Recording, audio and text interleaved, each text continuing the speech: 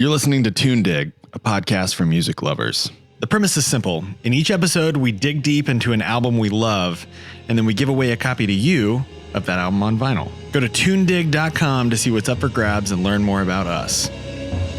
They were talking about You Are There by Mono.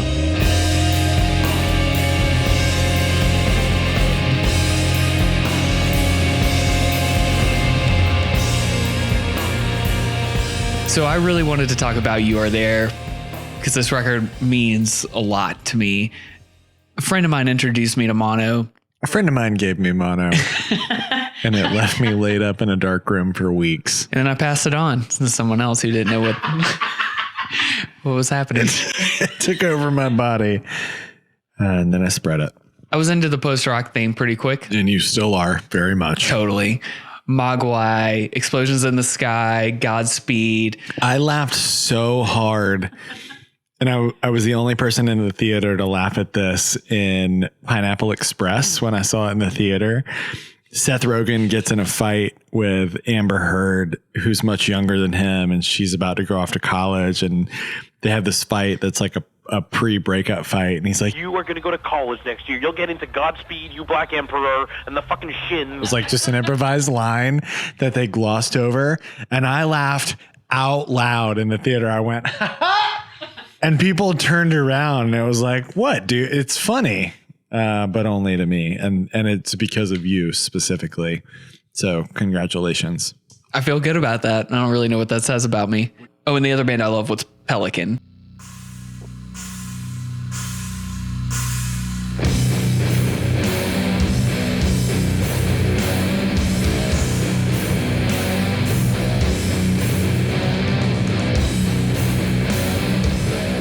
So I got to see Mono and Pelican play together at the Drunken Unicorn. Which, for those who don't know or live in Atlanta, is a tiny venue that fits 150 people. It's so small. On the worst nights. It's maybe smaller than the room we're sitting in right now in my house. They do have risers, though, in the corner. That's true. I don't have that, and I'm sorry to take away from your experience here today. And back behind the stage, they've always had these kind of almost like comically 70s looking like star graphics that were behind it, and they were like backlit. It's like a children's preschool classroom is what it used to look like to me. Yeah.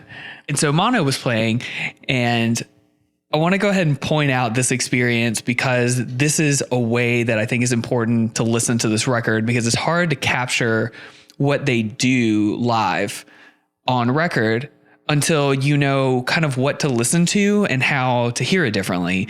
It's very slow. They have no problem starting at no volume whatsoever, and very, very slowly building with little theatrics or anything like that. And then it builds up to a point where they play this wall of guitar noise. And the thing is, you can't hear it on the record, but live, it's abrasively loud. They are so loud live. And it's not like Sun live, which is in that like super low deeper register, right? Yeah, for sure.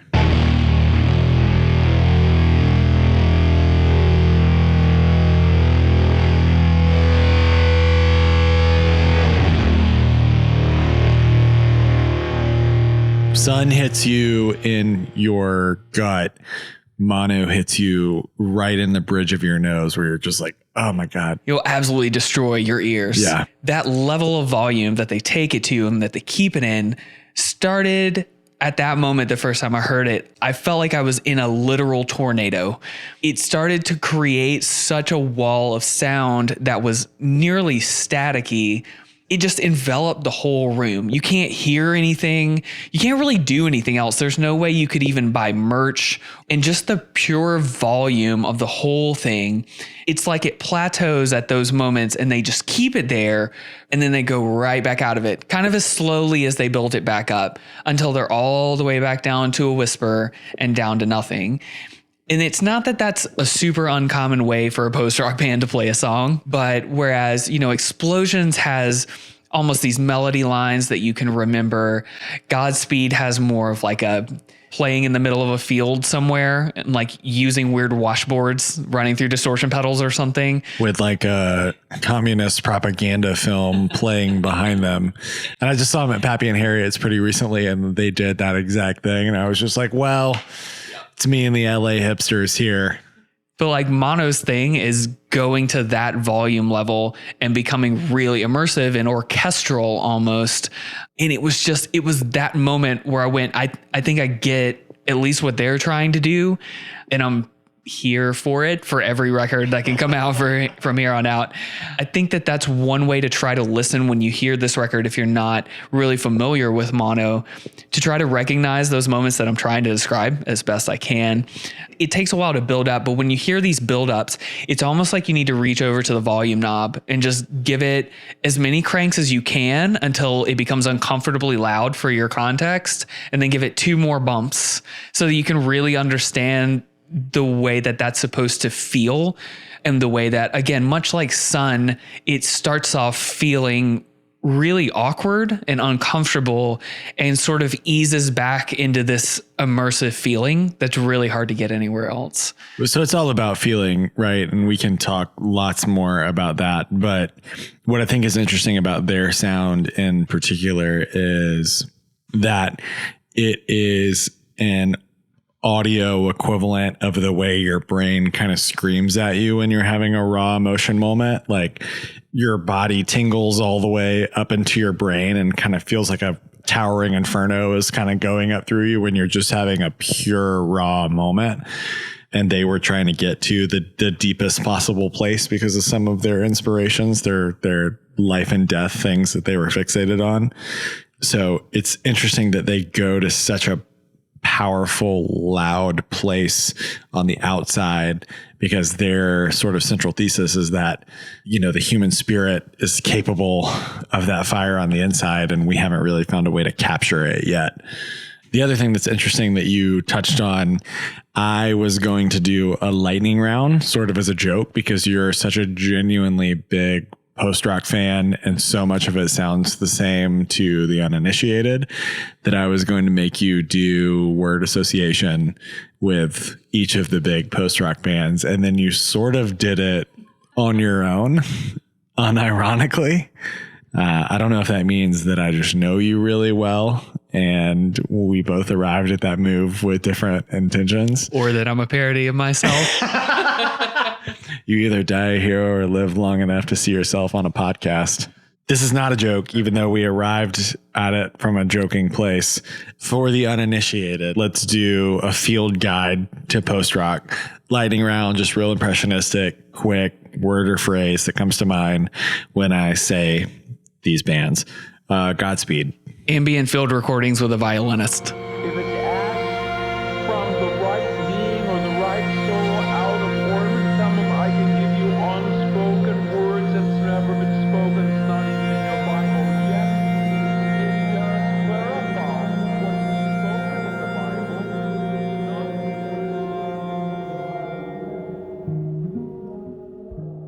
Bible. Explosions in the Sky. Texas. Billy Bob Thornton. High school football. We're going to win the championship. Every great movie soundtrack.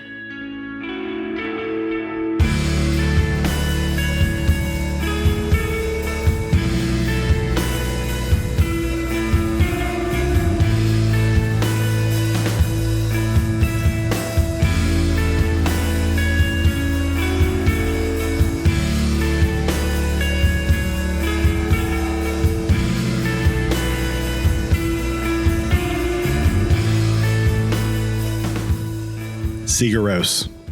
The reason you want to go to Iceland. Like Northern Lights as music.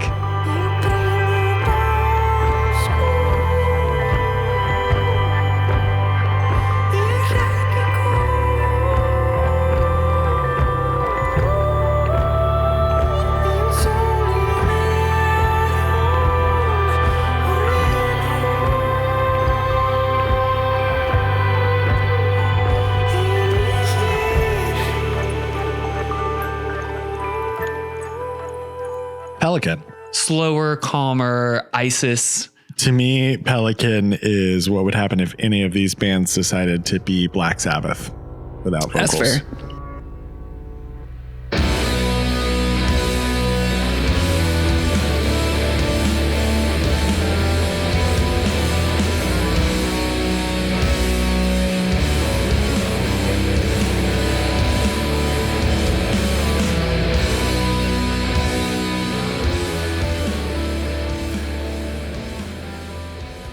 Mono.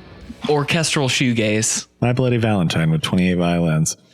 So the interesting thing that I never knew about this record, there was not much that I knew about this record because I don't really care that much about this kind of music, just candidly, is that it was based on a Lars von Trier film, or inspired largely by Lars von Trier's Breaking the Waves, one of his early films. And when I went to look up the trailer for this film to see what it was even remotely about, they used Child in Time by Deep Purple in the trailer.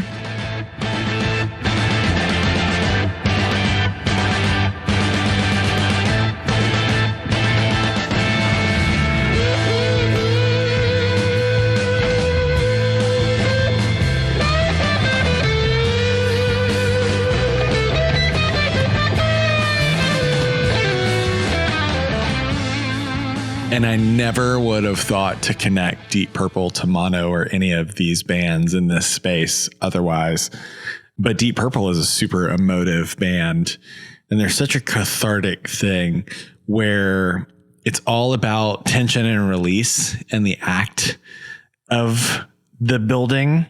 To me, Explosions in the Sky, I think people love because of the build part, the tension part, the like feeling, the twinkling of the stars inside your spirit. You know, there's like a sweetness to Explosion in the Sky. But Mono's different because it's all about the release. It's all about the holy roar. And that starts on the first song, which is one of my favorite Mono songs. If you can have a favorite Mono song, You can. it starts with a really great melody line for the first like half of Flames Beyond the Cold Mountain.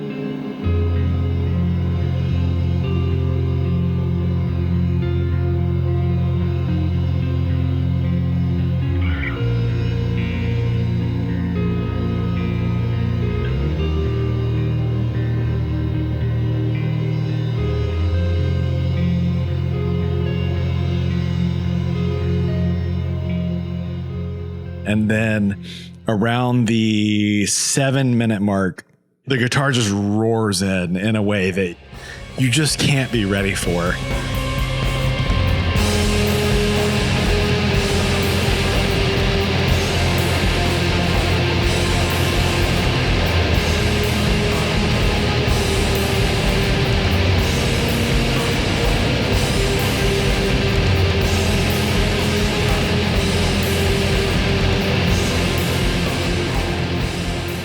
It really does sound like a force of nature. They just have this tsunami thing that they do better than anyone else. And it's fully 2 minutes of that, which doesn't sound like a long time, but it's a long time to do that thing. When you think about in a standard rock song, a guitar solo is like 20 to 30 seconds. For 2 minutes of climax like that, it's really a long time to be in that place. But then as the song dissipates, it turns into that specific kind of feedback that bands do when they leave their instruments on the amps at the end of a set. And that's another move that I think they do better than a lot of bands. You know, like a good band will do feedback for a second and then turn it off. But a great band will leave it on and just make your whole body keep vibrating for a really long time after they walk off, where it sustains the whoa of the thing that you just experienced. And they do crescendos so well. And they start that out with a really good, concise by post-rock standards, Thesis with Flames on the first track. I think that tension and release comes into play in a couple of really interesting ways here. They wanted to, well, the way that they put it was, we wanted to explain the same emotion as the film Breaking the Waves. We wanted to express the emotion how one gains the purpose of life through death. The finality of death and the beginnings that follow it become the primary themes. And they talked about sonically, we became more of a 4-piece and began including more of their classical influence and things like that. And they would go on to definitely do that in a following album, Hymn to the Immortal Wind, which is awesome. They use like a 28-piece orchestra, I think.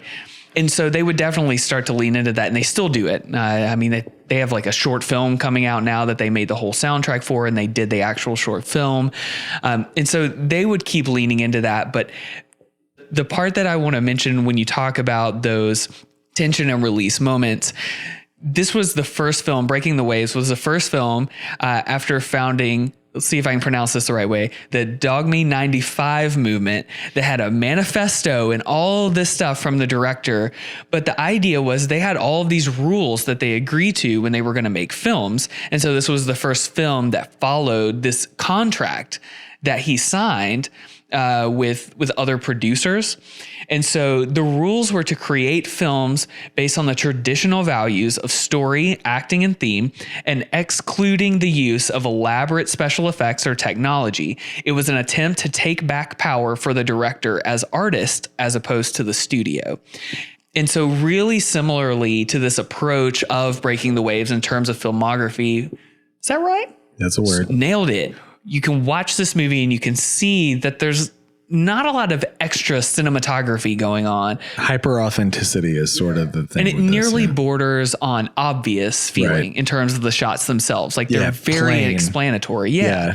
Hyper plain, if that makes sense. Yeah. Evocatively plain. And very much to me in that same vein is You Are There, full of very straightforward, we're building this melody up, we're going to go up, we're going to stay there, we're going to be loud, we're going to come back down, and just kind of over and over again. It never gets super complicated. It doesn't necessarily make this a fantastically great active listen. Although in fairness, I would rank it as a better active listen than a lot of its contemporaries. That's fair. And I say that as somebody that's like suffered through a lot of these records trying to get what the big deal was. Listening to this recently, I was like, there are a lot of interesting moments on it, genuinely. It's interesting as much as any of this type of music, once you kind of get the template, can be, I think. I think that that's a healthy parallel. Not necessarily the simplicity of the music, but the simplicity of the elements that build together and combine something grand and orchestral and just sweeping, a lot like this film that they were inspired by, something that tells an extremely dark story.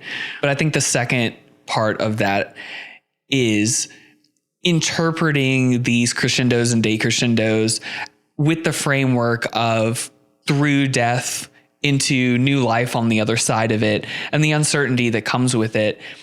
I've come to view this a lot more in terms of the way that they go up and down as the uncertainty and the certainty of processing death mentally or spiritually or psychologically, because it feels like it comes in waves. And I can't imagine that this gets better as we get older. Some days you wake up and you say, I feel like I can process it. I feel like I can think about it. Death is a thing that I can approach that won't rip me apart emotionally. And then you have other days where death comes to you as a surprise and it does just go ahead and rip you apart emotionally. Just the pure existence of the idea is unbearable and it becomes uncertain and everything feels uncertain because everything is hurtling towards this thing that you don't understand. And then you go through that again. And then on the other side of it, it feels almost like you've put it behind you and you can move forward into something new. And so to me, that's a lot of how I feel them trying to process that type of emotion that they're putting out into music. When you have an album called You Are There, and halfway through the record, you have one called Are You There?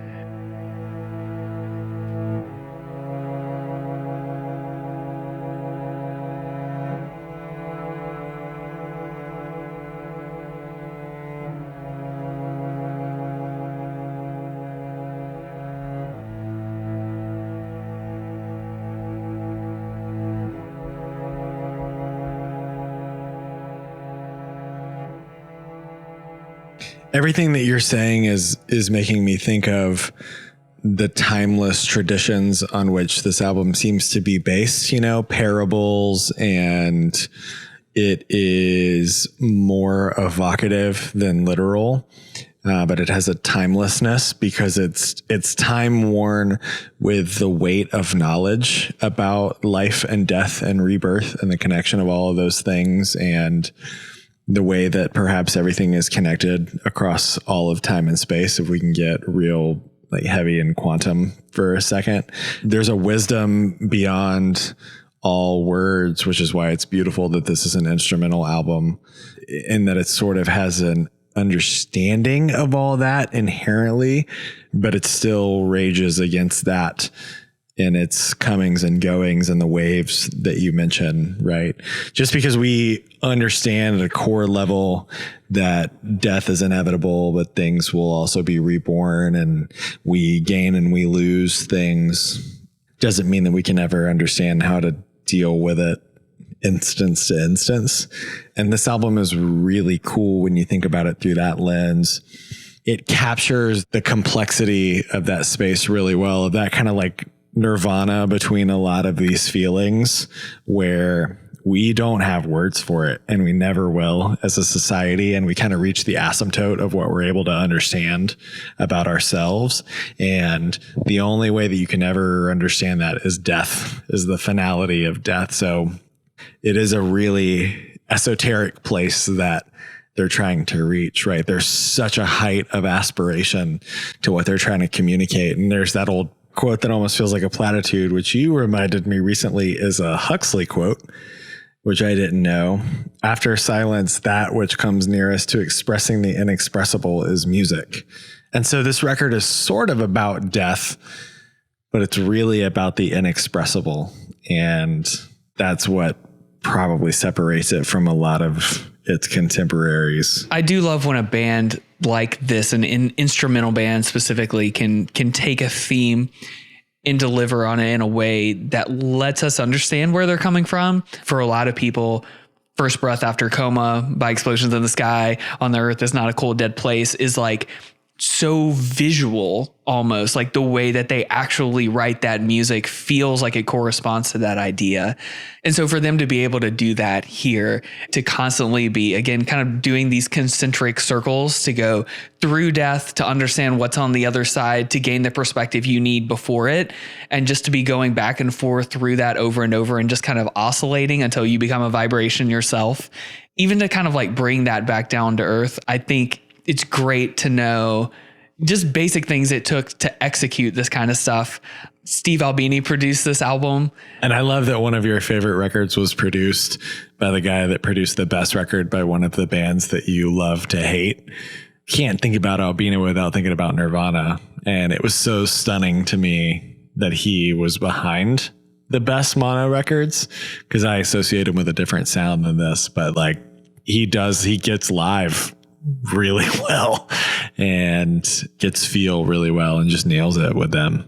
It also has another interesting tie-in, I feel like, because we talked about earlier Lars von Trier, that he was kind of a part of that movement that decided, not to overcomplicate things. And that the reason that they were doing that was to take back power for the director as an artist, as opposed to the studio. And similarly, Steve Albini has always been somebody who had really outspoken views, feeling that artists were often financially exploited and that caused their sound to be homogenized. And so he even has another take and aspect on, how do we not only create organic sounding music, but how do we make this process itself more organic so that the artist can continue to thrive? There's this really interesting thread throughout this whole record of just figuring out how to get back to the basics of the things that we have in front of us. And so for that to be tied in, again, thematically with the idea of going kind of in and out of death to better understand it, just creates this big, complete picture for me that I've always really loved. There's just an absolute beauty to the idea that someone could get together like this, a theme and an idea of just orchestral, instrumental, beautiful, in fact, music that describes something so fundamental to our experience that's often scary. And it's almost as if, in light of a record like this, that describing life and death as a dichotomy, and in doing so as a scary thing, which is usually how we see it, almost cheapens the idea. Whereas this approach makes it feel like it should just be beauty that has wavering levels of certainty and uncertainty. I think even the structure of the record itself speaks to that. I was thinking sort of as a joke as I was listening to the record, all right, where does it start to lose me? Where do I stop paying attention? And it's in the middle of the record around yearning, where I start to lose my focus. But yearning has this beautiful thing where at the end of it, it ends with wind noise. You have mentioned a number of times going in and out with those thoughts when you're thinking about this profound thing at the middle of the record. That wind noise in a weird way says to me, it's okay. This is natural.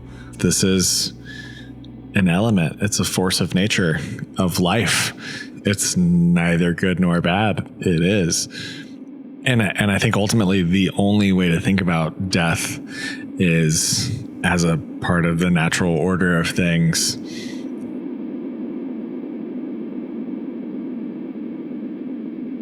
I had a bit of a Huxley moment with Moonlight, with the closing track.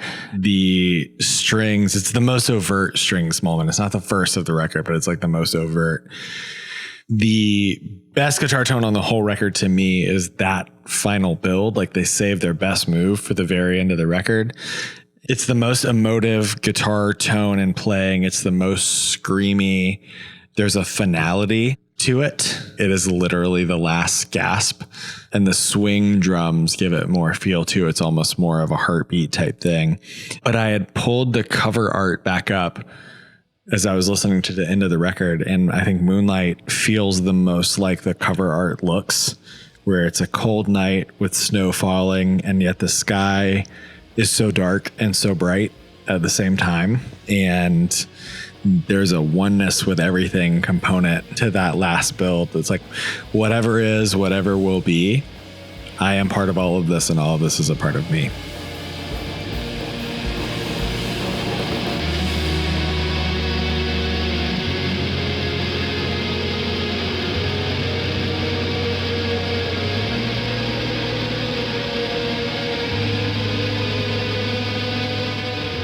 Go to tunedig.com to sign up for our emails and click the link in the email when you want to win.